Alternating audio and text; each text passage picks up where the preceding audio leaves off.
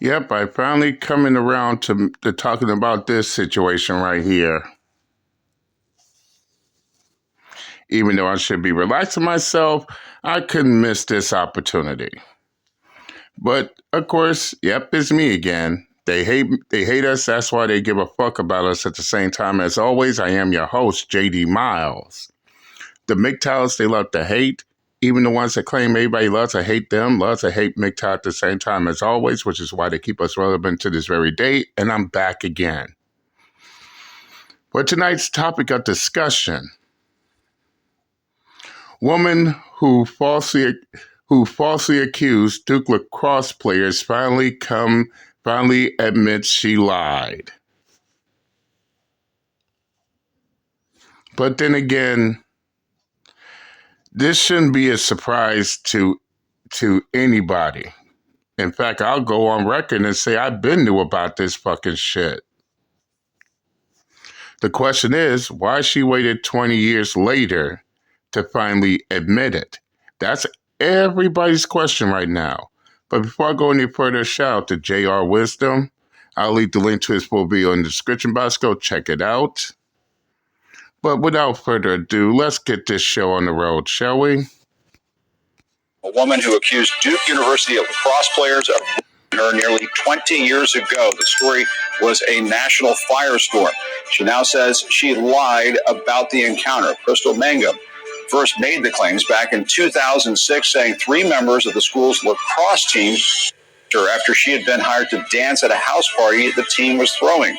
Police charged David Evans, Colin Finnerty, and Reed Seligman after Mangum's accusations. But after much back and forth and the city's DA stepping down from the case, North Carolina's Attorney General later dismissed the charges, citing a lack of evidence. But now, going on the record on a podcast nearly 20 years later, Crystal Mangum says she was lying the whole time. 20 years later. But then again, does it even make a difference? We've been knew the obvious, but I digress. Let's continue. I testified falsely against them by saying that they mean when they didn't, and that was wrong. And I betrayed the trust of a lot of other people who believed in me.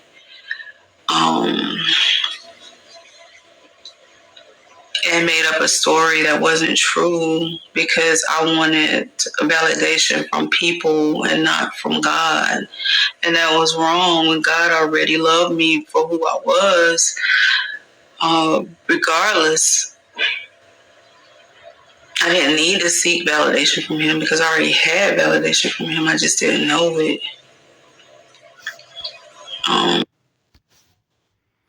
Then why you didn't follow God's command? If you knew all that.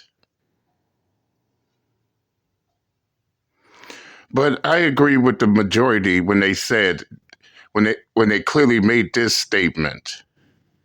20 years later, now she finds God. But I ain't going to question that because 9 times out of 10, she probably did. But the rest of that, I'm not moved by it. Let's continue. And I hurt my brothers. And I hope that they can forgive me. And I want them to know that I love them. And they didn't deserve that. And I hope they can forgive me. Well, the least thing you can hope for is for them to forgive you. Whether they do or not is up to them. But just keep in mind, they're not going to forget any of this. And believe me, I should know. They can forgive, but they won't forget. And I should know. This happened, I say about 2 to 3 years before that same shit happened to me. So yeah, they can forgive, but they ain't gonna forget that situation. They are bearing a scar from that for life. And again, I'm speaking from experience. That's a that's a scar that's not going to go away. I mean that's something she should know, especially in a situation like this. But let's continue. And that I hope that they can heal and trust God and know that God loves them and that God is loving them through me, letting them know that they're valuable and that they didn't deserve that. Joining me now is CNN's Gene Casar. Well, then why did you put them through it if they didn't deserve it, ma'am? No, all seriousness, I'm not joking around. I'm not trying to be funny. This is a serious question. If they didn't deserve that type of treatment, why did you put them through it?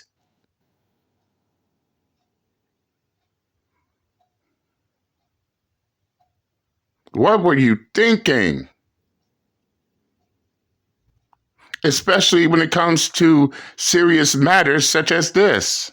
I will never understand. But let's continue. Casares, who reported heavily on this case. Gene, give us a sense of how impactful and controversial these accusations and the result were at that time. I remember, you remember this story all too well. I mean, this was literally a firestorm of a story back in 2006. The entire country was watching it, and to hear this admission all these years later, it's just extraordinary. And 3 young. So this is a very interesting one. This was a booty clapper that went to dance for these guys. And then she ends up saying this, and obviously you're guilty until proven innocent. And another thing, this is the South, right? So the fact that, because you normally see this in reverse, right? You normally see a bunch of black dudes and a white woman, and she cries and says this, that, and the third, and who knows if it would have been dismissed or whatever. That's neither here nor there, because race plays a big part in law enforcement, in the justice system. How these things go is crazy that almost 20 years later, she's recanting it or coming out saying it didn't happen and that she found God and she calling them her brothers and stuff like that. Bro, this is some serious stuff that ladies do, and ladies just take it with a grain of salt, like, Like, you can really destroy someone's reputation. They can lose their job. They can lose everything. And they'll be walking around with this scarlet letter, for lack of a better term, and nobody wants to mess with you because you're Off the gate, JR ain't lying either. Take it from someone who knows. I mean, being in that situation. And yes, I'm going to go on record and say this as well. I don't wish this shit on my own worst enemy. Being in that situation, man, you lose your job. People is already condemning you, even though the verdict ain't even in. You can't go no place without people knowing your name, who you look like, what you're accused of. I mean, the shit is crazy as fuck.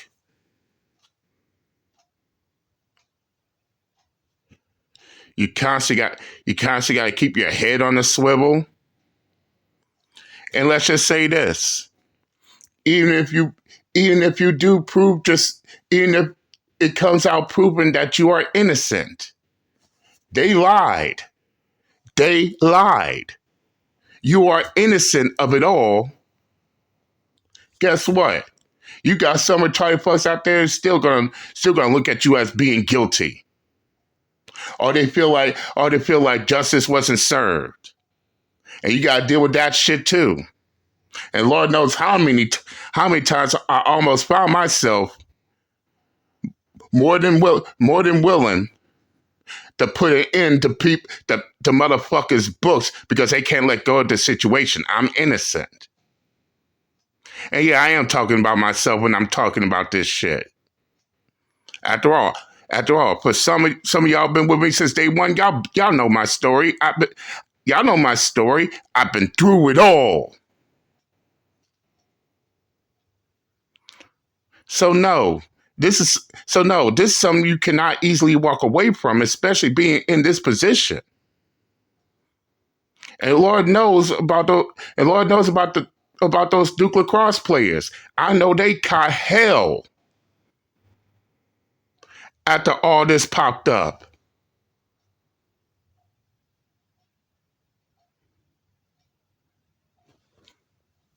But this is why Uncle JD constantly say, motherfuckers will not know how it is being in this position until they find themselves in this position. They clearly don't. This is the reason why I ain't trying to listen to the motherfuckers that haven't been through this shit trying to tell me how to maneuver. How you gonna tell me how to maneuver if you don't even know which direction to go? And yes, this type of stuff gives me righteous anger.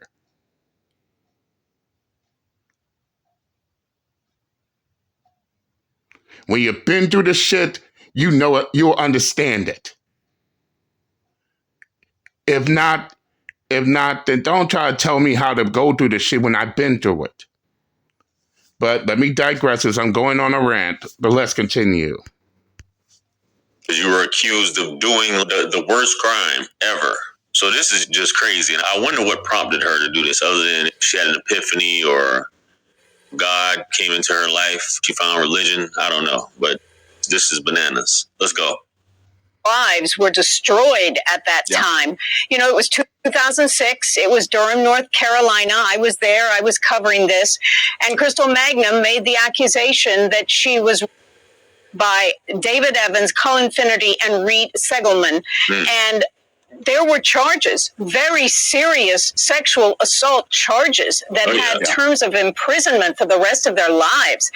And in Durham, that's where it started. And everyone took Crystal Magnum's side because she came out with details, very specific, graphic details. And the young men said, we didn't do this. But Duke University did not stand by them either. They were just really silent. But everyone was focused that she was telling the truth. They weren't. Then it went to a national level. And their names became household names. And yes, because we should believe all women. We should believe all women, even if they sit there, lie, and make up false allegations. But as I said before, the person who coined it was also lying too. But now look at this shit. She's now coming up to admit that she lied about it. Now everybody that sat there and believed her ass look like straight up fucking idiots. Let's continue. And they were taken into court on these very serious charges. And they were in college. They were at Duke University. Furthermore, the lacrosse team, their entire season was canceled. The coach was fired. Wow. So there were ramifications from it. Now, 1 year later, the attorney general exonerated them of innocence. But there's so much more to the story. I was in the courtroom, and Mike Nifong, the district attorney of Durham, was charged with criminal contempt and then also for disbarment of his bar license. And it came out what the truth was. One of the defense teams had a young attorney, just got out of law school, and he would stay up at night reading the thousands of pages of DNA evidence. And he found something in one of those thousands of pages that confirmed that their DNA was not a part of DNA that they had collected from her. And that DNA evidence is actually one of the major factors that they were exonerated. And that came out during Mike Nifong's trial. He was convicted, by the way, the district attorney, who had stood by her and had done many interviews about how she was so viciously. And then they reclaimed their lives. But right there, I believe that's David Evans. Well, I'm going to stop it right there. So the DA was convicted. The coach was fired. These guys' rep was tarnished, all because this woman started a lie, and when they collected the DNA, with these ladies, when they say this a lot of times, man, what's a whole lot of lives ruined because of one woman's false accusation.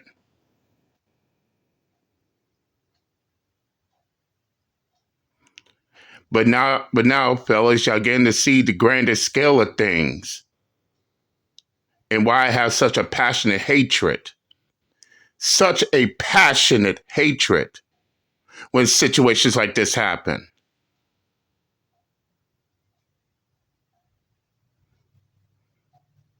Not everybody tells the truth. They are, and yes, in this day and age, there are actual victims, and then there are ones that pretend to be victims. But let's continue. what's weird is that in some of these cases, they find several different DNAs and when they collect it from these women, which is crazy, man. It's crazy that this is going on, and the fact that there was none of these guys in there. So I don't know. I don't know how long y'all can do the math on how long DNA stays in a woman, but this is crazy, bro. This is crazy. The ramifications it just spreads, and the fact that a lot of these people they sleep at night very well, knowing that they are lying. Man, the amount of money, everything that goes into this just because someone says some stuff like this, man. So the justice system is something else, but let's get back to it. It's right there.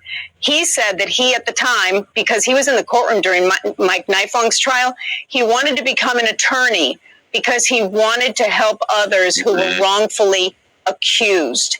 And I don't know if that happened, but that is what he wanted at that time. But they'll always be the three Duke lacrosse players, right? Yeah. If you say the name That's right. Paul Infinity, especially if you live in Duke, in Durham, you're going to know who that is. And As I said, even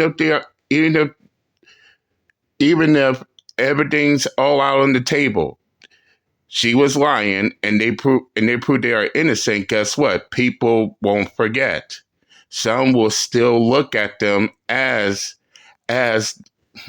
being guilty, which is why I don't take the court of public opinion seriously.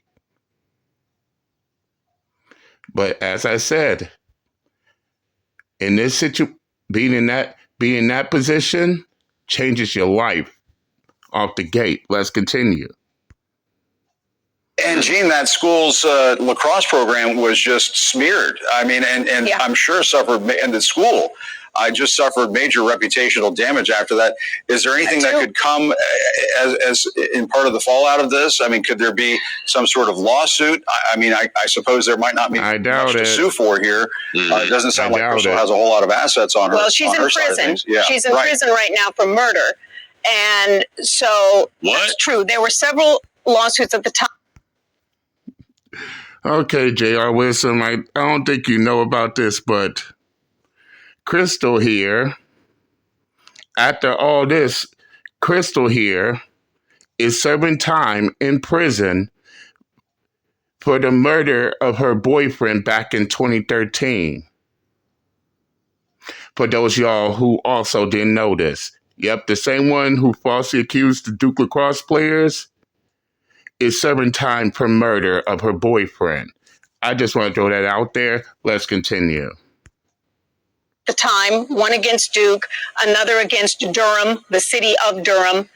But now that she has come out on the record saying it, let's see legally what is available, because it has been almost 20 years, and I'm sure her resources are very, very sparse at this point. But we have tried to contact the three now men involved in this, their attorneys, and a local paper said that there are not comments at this point of their reaction to all of this. Wow. All right, Gene, stand by. Really appreciate you being on with us this morning. I do want to go to Katerina DePasquale. She is the podcaster who interviewed Crystal Mangum when this admission was offered up. Katerina, I understand you're on the phone with us. So based upon that interview, I'm assuming she's in prison right here, because she's, from what I read here, she's been in prison since 2013 for deleting her boyfriend by stabbing him with a knife.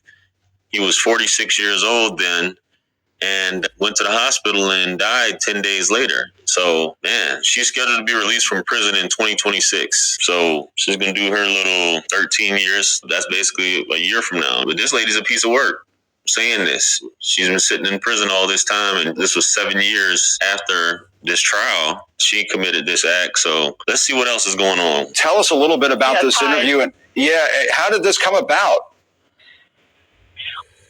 So I'm a New Yorker who lives in Durham, North Carolina. I started my show, Let's Talk with Cat.com, and I was looking for an interesting interview. In my circle, people have talked about Crystal, and there was so much mystery around it for me because it seemed like some people viewed her as a pariah and some people still viewed her as a victim. As I said. And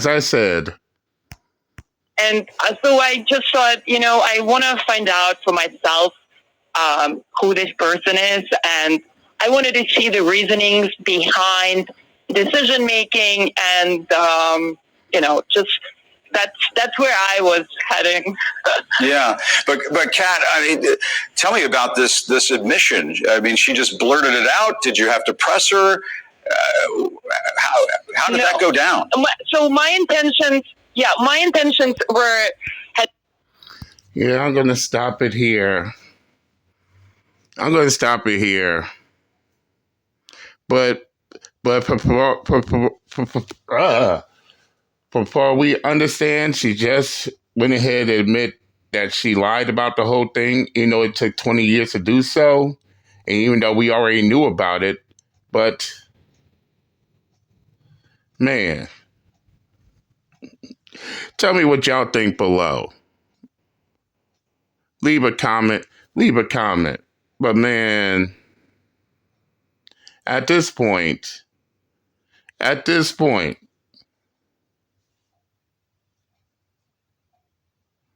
do y'all still believe all women? Hell no.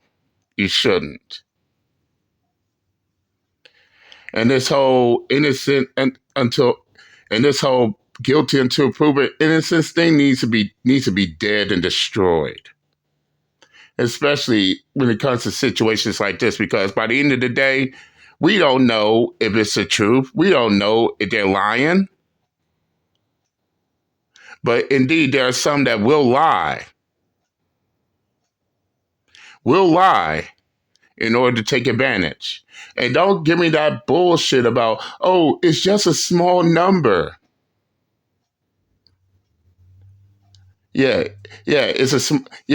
Statistic-wise, it is a small number, but that small number has a great negative impact on the ones that are affected. Don't also forget that shit too. And at the rate this shit is going, that small number is going to have a big increase. But keep in mind, these statistics go all the way back to, I believe, 2010. We don't even know what the statistics are beyond 2010 because we don't have that record for 2020 and so forth. So this is something that we all need to look into. But nevertheless, I said what I had to say on the matter. Now, if y'all want to watch JR Wisdom's full video in its entirety, I'll leave the link in the comment section. Go check it out. Tell them JD Miles sent you. But that's all I have for now. I'm done, and I'm out this bitch. Later.